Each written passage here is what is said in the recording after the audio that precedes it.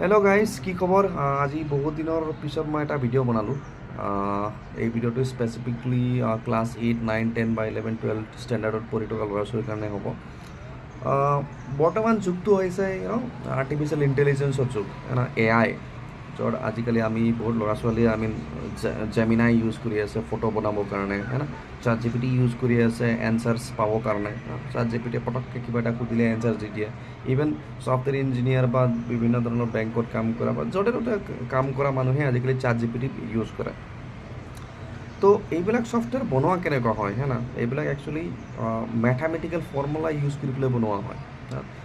আৰু এই ফৰ্মুলাবিলাক অৰিজিনেট হৈছে ক'ৰ পৰা? প্ৰবাবিলিটি এণ্ড ষ্টেটিষ্টিক্সৰ পৰা। তো তোমালোকে যদি ভৱিষ্যতে যদি আৰ্টিফিচিয়েল ইণ্টেলিজেঞ্চ বা AI বা তেনেকুৱা ধৰণৰ ছফ্টৱেৰৰ ওপৰত যদি কাম কৰিবলৈ মন আছে, তেতিয়াহ'লে তোমালোকে এতিয়াৰ পৰাই প্ৰবাবিলিটি ছাবজেক্টৰ যোনটো নলেজ সেইটো বহুত ষ্ট্ৰং কৰা, ষ্টেটিষ্টিক্সটো ষ্ট্ৰং কৰা।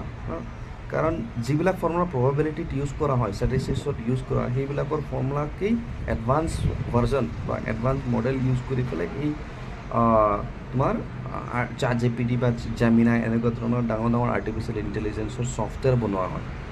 গতিকে তোমালোকে খুব ভালদৰে পঢ়া, যাৰ যাৰ মন আছে ফিউচাৰত কাম কৰিবৰ কাৰণে বা ইঞ্জিনিয়াৰ হ'বৰ কাৰণে, ছফ্টৱেৰ ইঞ্জিনিয়াৰ হয়, আৰ্টিফিচিয়েল ইণ্টেলিজেঞ্চত কাম কৰিবৰ কাৰণে বা ডেটা ছায়েন্সত কাম কৰিবৰ কাৰণে।